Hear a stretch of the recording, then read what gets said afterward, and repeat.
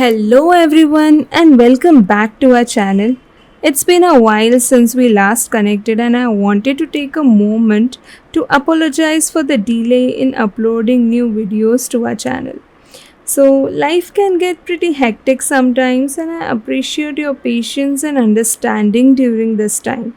The past few weeks have been filled with unexpected challenges and commitments that required my attention, so it was a bit difficult for me to kind of make videos and upload them because making videos doesn't come like that, like just I made the video and just uploaded it.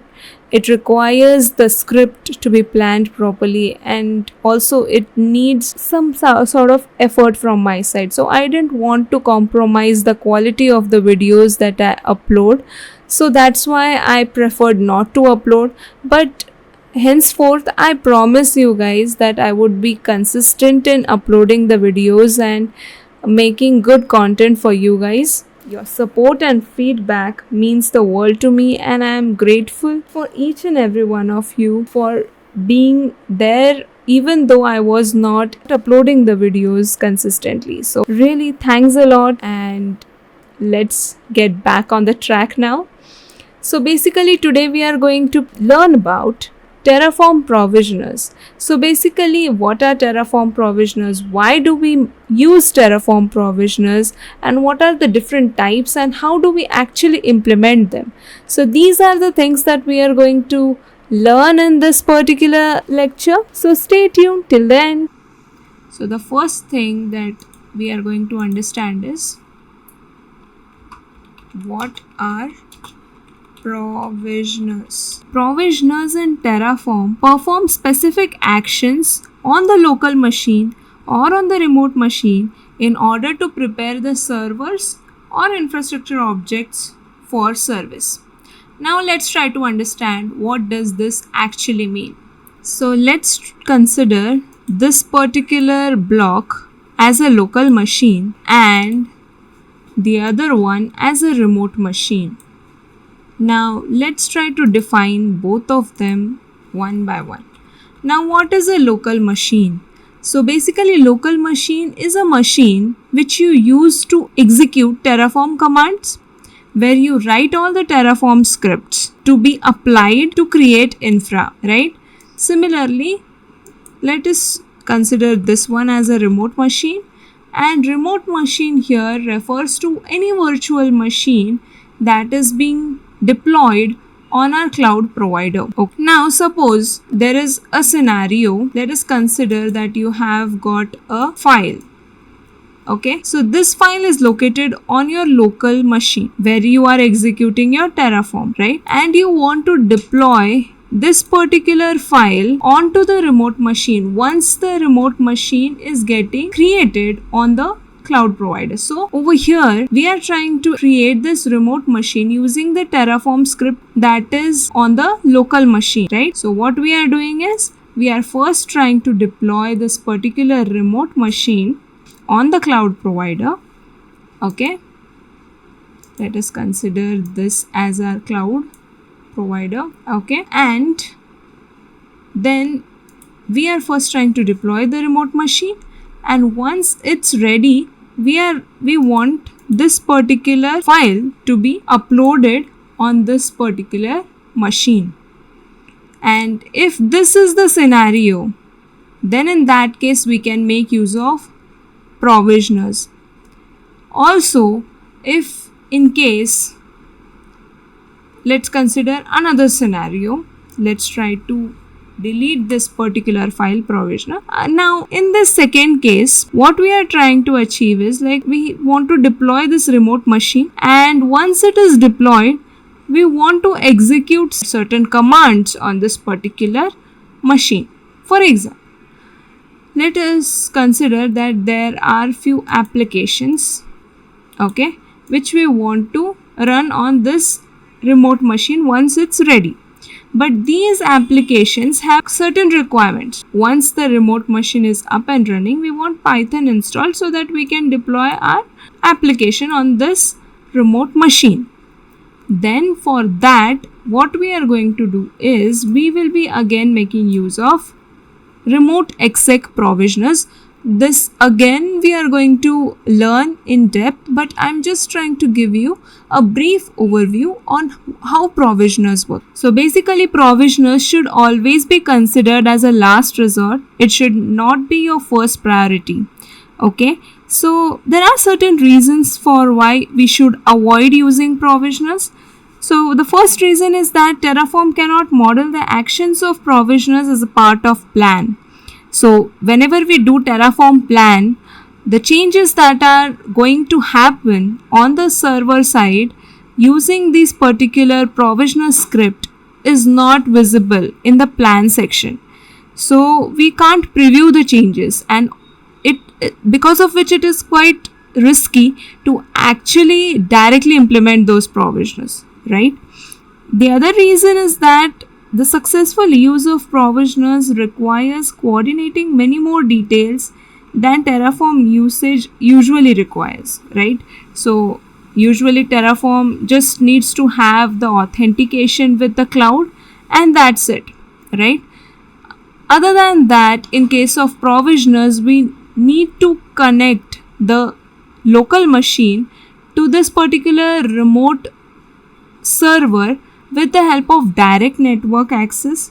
It also requires the issuing of Terraform credentials to log in. Okay, so there are many things that are required for it to happen. So these basically are the cons, or we can say the disadvantages, and hence it should not be used often. Okay, now we will also try to understand, like most provisioners require access to the remote resource via SSH or WinRM. Now what is this SSH? SSH is nothing but a secure shell, and WinRM is nothing but the Windows remote machine, right? So in order to connect this particular local machine to the remote machine, there must be some connection that we need to establish between these two, right? So for that, we either make use of SSH or we make use of WinRM. Okay, so this is basically the connection. Okay, so we make use of SSH in case of Linux servers and WinRM in case of Windows servers. Okay, for those who have been following me since the previous videos, they must have encountered this SSH protocol previously, right? So this again is the same protocol that we are using for provisioners as well, but here the way is different. Okay, now for these local machines to be able to connect to the remote machines, there must be a connection block defined. Now within the resource, suppose we have this particular resource definition, within this we would require another block, that is connection block. This connection block needs to be present within resource definition. For example, in AWS we have got this AWS instance for the EC2 instance, right? So whenever we define this, we will have to mention this connection block. Okay, so connection blocks don't take a block label and can be nested within either a resource or a provisioner. So within the code, I would like to explain it in greater details. Over here, I just wanted to give you a brief idea about it. Once we actually implement it, you will get a clear idea of it. Okay, and these are the different types of provisioners. We have got file provisioner, remote-exec provisioner, as well as local-exec provisioners, right? Now one by one we are going to implement these through our Terraform code, and let us try to understand them practically so that we can implement them exactly how we want them to, right? So let's move on to that. So first of all, let us start with the file provisioner. So basically, file provisioner copies the files or directories from the machine running Terraform, that is your local machine, to the newly created resource, that is your remote server. Okay, now with the help of this diagram you can understand it in a much better way. This is your local machine and this one is your remote machine. So with the help of file provisioner you can just copy this particular file from local onto the newly created resource.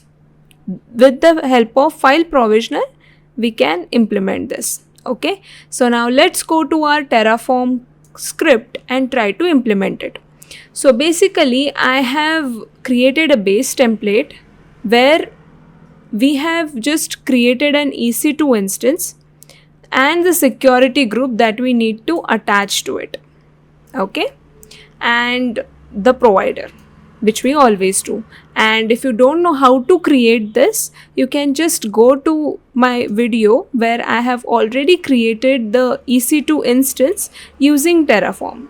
Okay, so basically what are we going to do is we are going to upload this hello.txt. So this is a file which is present on my machine in this particular folder of file provisioner, and we want to copy this particular file to the remote machine. So how are we going to do it? So first of all, what you need to understand is that we need to create certain blocks inside of this resource AWS instance definition. Okay, so there is one block which we call it as a connection block, which I already mentioned earlier, right, while explaining you the importance of SSH as well as WinRM, right?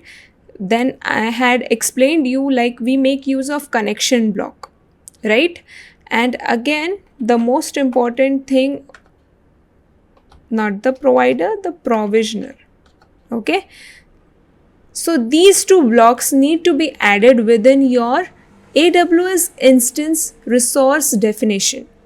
Okay, so since we are going to make use of a file provisioner, we are just going to mention file over here.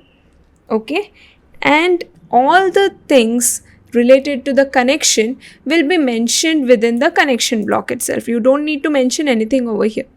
What you need to mention within the provisioner block is just the source as well as the destination, and this is for just for the file provisioner.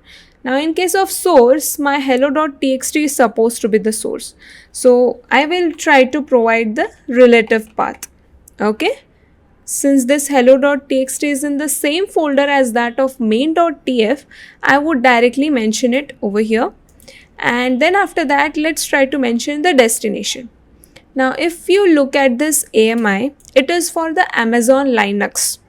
Okay, in that case the instance automatically creates a user directory which is EC2 user. Okay, I just want my file to go in this particular location. Simple.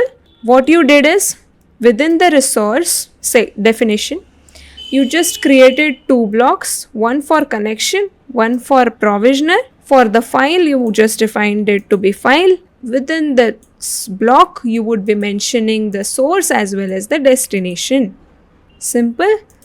Now let's move forward for the connection. Now in this, you would be mentioning the type, and the type over here is SSH since we are using Linux instance, right? Then after this, we would be mentioning the host. Okay, and the host is self.public IP. Now what is this, right? So basically host is nothing but this particular EC2 instance, right? And in order to mention it over here, what we are doing is we are just calling the self, that is this instance itself, and the public IP of this particular instance. So over here we mention the public IP of the host to which you want to establish your connection. Understood? Then after that we mention the user. Okay, and the user over here is EC2 user. If you are making use of an AMI of Ubuntu, then in that case you can mention it as Ubuntu over here.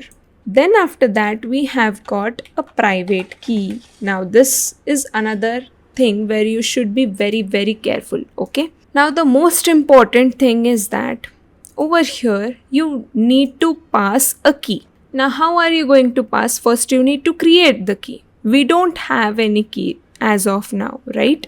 So what we are going to do is we are first going to this git bash. Okay, and over here I would like to create the key using SSH keygen. Okay, now the path for this particular key is something that I'm going to modify. So basically within the C I have got users like everyone would have. Within this I have a folder that is .ssh. Okay, and within this I have created a folder keys. Now this would be the path where I am going to create my keys. Okay, so I would just try to copy the path. Okay, just I'll try to paste it over here, and in this case I want to name it as my underscore key. Enter, can keep it as it is. Okay, now over here you can see that this private key as well as public key have been created over here. Okay, now we are going to use these keys to establish the connection. Okay, so how are we going to do that? Let's go to our IDE, and over here I'm going to just define the resource as AWS key pair. We are going to create a key pair over here. Okay, and let's say my underscore key. Over here we have got a field key name. Let's name it as my key again. You can name it any as per your choice. Then we have public key. Okay, now what is it that you need to enter over here is this particular key that has been created. So we created this key, right? One for the private and the other one is the public key. So just open this particular file. You can open it anyhow. I'm just trying to open it using Notepad. Just copy this. Okay,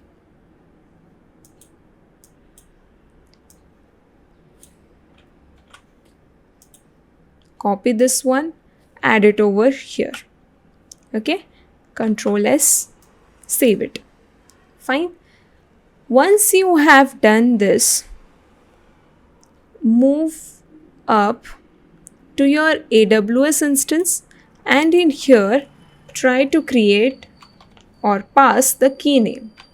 Okay, so dot key name.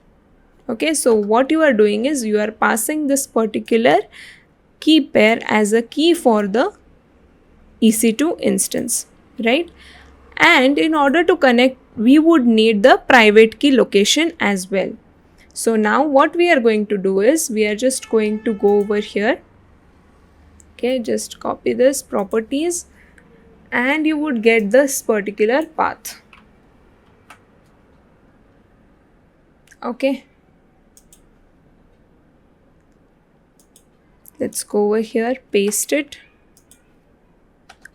Also remember that the backslash is not valid when we pass it as a path to this Terraform code, right? So within keys we have my underscore key as a private key, right? So this is the path for us. Simple. So this is what we have done. Now let's don't confuse, okay? So what I did is simple. First we created the AWS key pair, okay? We went to this particular git bash wherein we created a key with name my key, right? We created this key, which then created private as well as public keys. I added this public key to the AWS key pair, and at the same time I provided the path for the private key in the connection block. I added this key pair over here in the AWS EC2 instance. I also mentioned the file provisioner. I also mentioned the connection block. Only these changes I have done. Okay, so let me save them. Okay, now let's check whether I am in the same folder. Yes. Now let's try to Terraform, init it. Now this is going to initialize the code.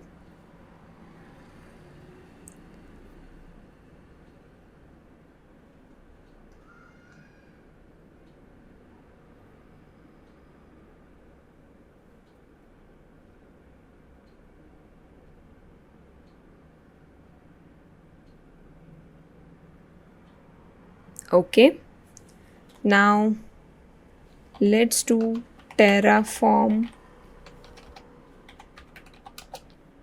format. Let's try to do validation as well. Okay, it's successful. Now let's try to do Terraform plan once, so that I would like to show few things over here. So within plan we get all the details of the infra that will be created once we apply, right? But over here, can you see anything related to provisioners? You can't, right? It is not providing any of the details related to the provisioners. You can see key name over here, of course, but not the details of the provisioners. That's why it is not the best option, because if in the production environment you can't even see what all changes are going to happen and you directly apply the changes and suddenly everything goes crashing down, it is not a good practice, right? It will cost company a lot. So because of this behavior of provisioners, they are always considered to be the last resort. So this is something that you need to remember. Okay. Now let's try to apply the changes and see what is going to happen on our server side. Okay.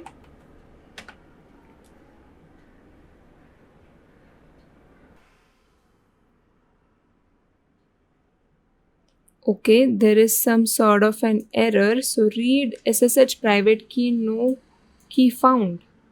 Okay. So basically I think we need to add file over here. Okay.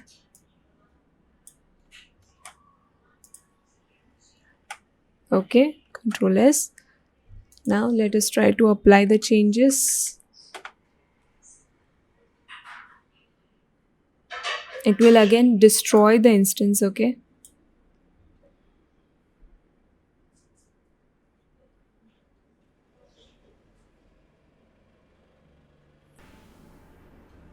Okay, so now the apply has been completed and the resources have been added. So let's go to our cloud. Now let's over here, you can see that this one is in the running state and it is in the initializing. Let's try to wait for some time, and once it's 2x2 checked, we can then connect to it and check if the hello.txt has been copied to the remote server or not. Okay.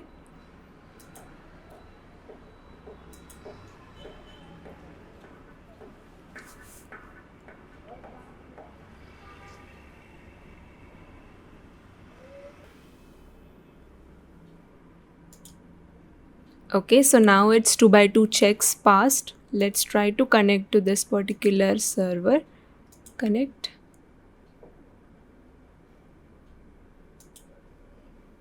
Okay, now let's try to check particular path. Okay, so we are in this particular folder, and yes, we can see the hello.txt mentioned over here. Okay, I will try to zoom it a bit because most of you already complained. Yeah, I hope it's visible right now. And then let's try to see the content. Is the content also the one that I had mentioned in that text file? And it is the one that we had mentioned. Okay, let's check it. Yes, so this file has been successfully copied to our remote server with the help of file provisioner. So this is all about file provisioner. Okay, now let's move on to the other provisioner, that is the local-exec provisioner. Okay, I would first try to delete everything over there. Okay, just go over here and try to destroy the changes.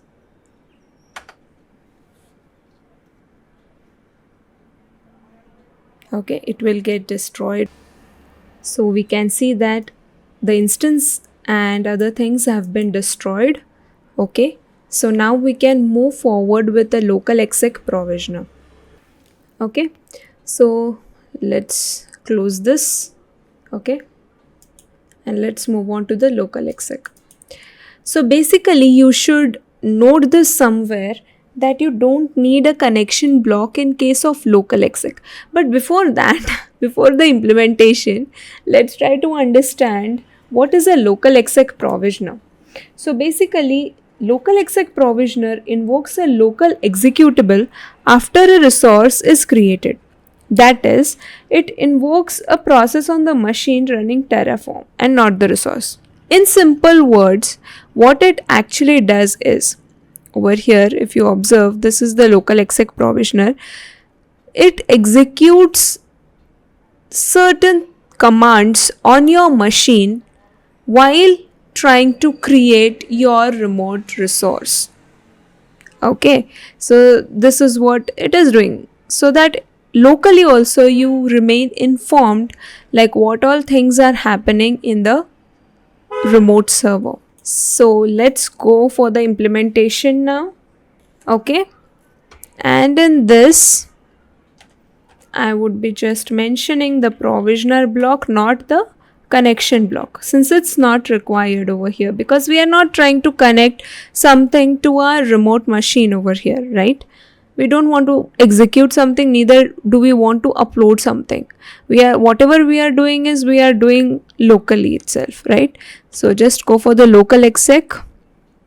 Fine, just click on the command, just type the command. Okay, and once you are done with it, what you can do is just enter the command that you want to execute. So I want to execute this particular command, okay, wherein I would like to get my public IP of the EC2 instance that is going to get created. Okay, dot public IP, right, and we are going to store it on the local txt file, public IP dot txt. Okay, so this is the command that it will execute locally when we are trying to create this particular resource, that is AWS instance, right? Okay, so we are just saving it as it is. Okay, let's see how it works. So now just go to the other folder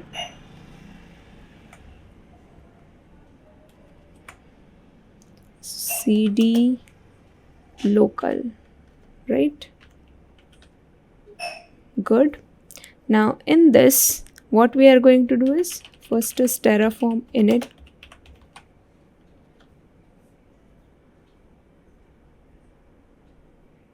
So we also don't need the keys over here since we are not establishing any connection. Okay.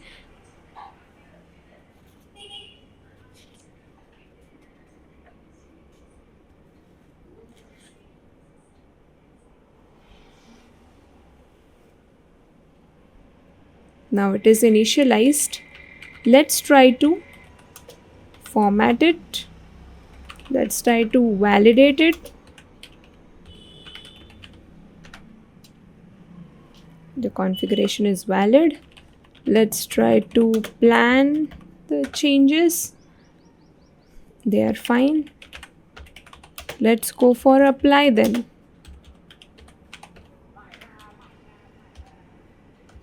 I'm sorry. Yeah.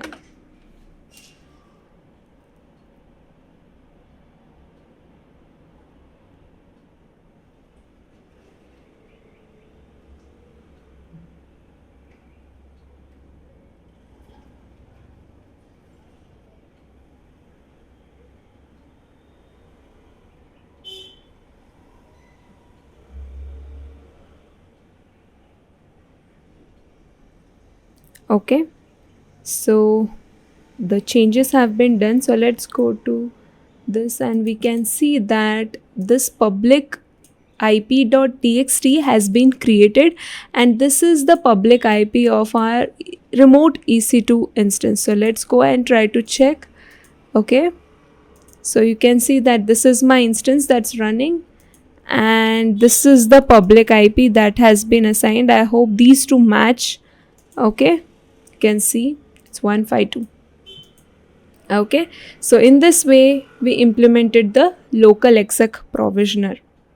Okay, now again we are ready to implement the remote-exec provisioner, but before that we would try to destroy whatever changes we have made. Never ever forget to destroy the changes if you are making use of free tier account, because if you keep it running it is going to cost you. So it is very much important to be aware and keep your resources only when they are required. Rest of the times you can just do the cleanup then and there itself. Okay.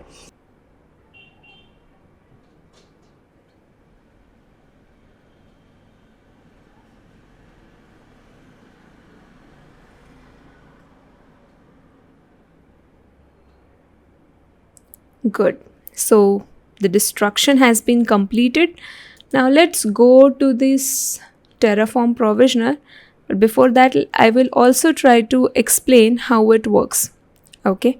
So basically, the remote-exec provisioner is basically used to kind of execute a set of commands on your remote server. Okay. Then you can make use of the remote-exec provisioner. Okay, now let's go to our Visual Studio Code again to implement the changes. So let me go to the other folder of remote-exec. Okay, fine. Now in this we are going to make certain changes. Again, I just have a normal template over here. Now what I am going to do is I am going to add all the things again, including the key pair.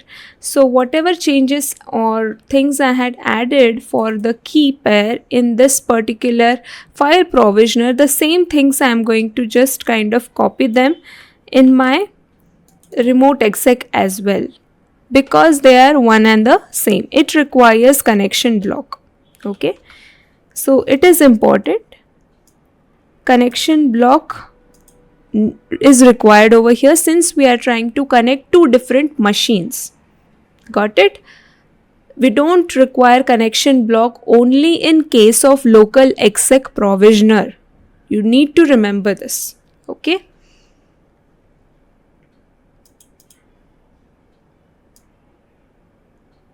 Oh, for provisioner, I'll be writing my own code. Let me just take the keys. Yeah, the key pair is required over here.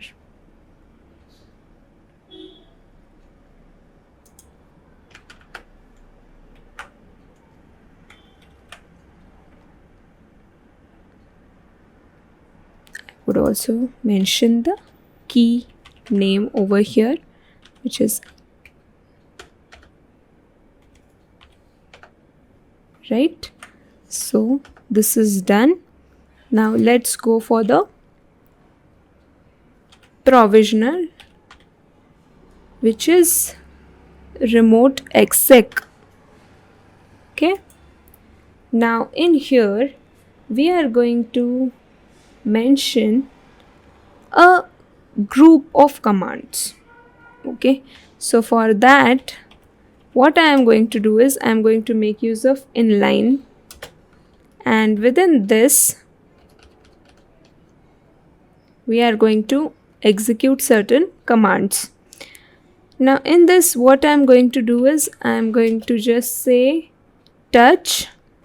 I want to create a file named happy learning.txt, and then after that echo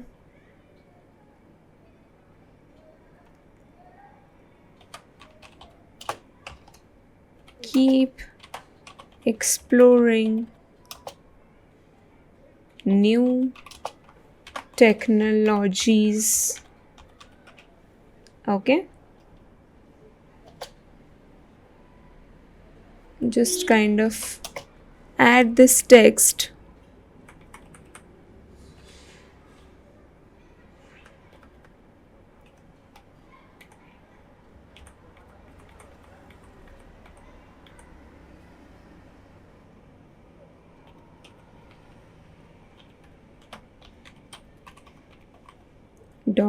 .txt. Okay,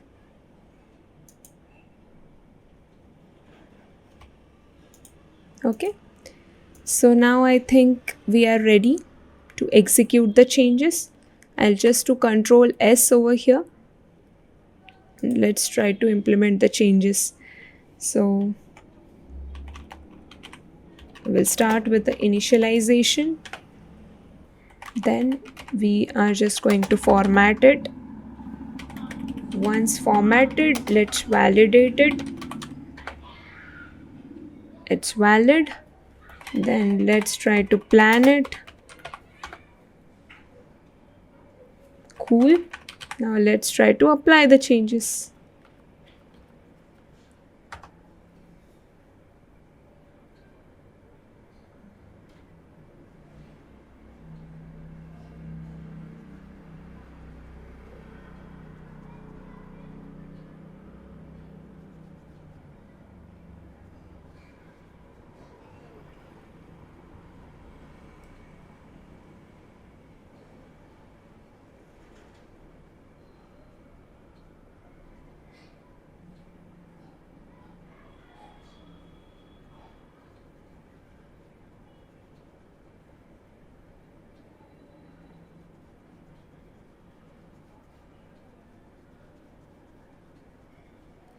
So now within the logs, if you see, the host has been mentioned, then the user, the password is false, the private key is true because we are making use of private key to connect it, right?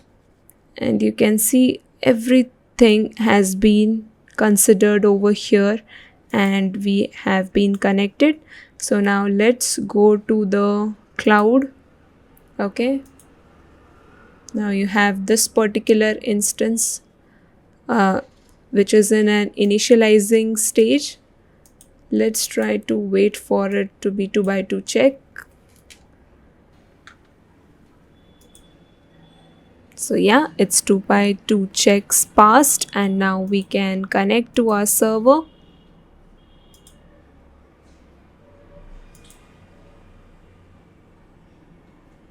Okay, cool. Now let's try to see. Yes, you can see that this particular txt file has been created, and let's try to get it. And over here you can see that the content that we mentioned within the inline section has been mentioned over here. So we could successfully implement the remote-exec provisioner as well. You can install any other packages required accordingly. Okay, so basically we make use of these remote-exec provisioner to execute the commands on the remote server. So any command that you feel is required in your case, you can just implement this, and it will be very much useful for you. But remember that it should always be your last resort and not your first priority. Okay, this is something that you need to keep in your mind. So that's it for today. So if you have any queries or any problem that you are facing, just let me know in the comment section, or else you can also connect with me on LinkedIn, where I can accept your request and we can definitely help you if you are facing any problem. Okay, so that's it for today. Thank you so much. I hope you liked the session. Stay tuned, and also like, share and subscribe to the channel if you found this video helpful. Thank you so much.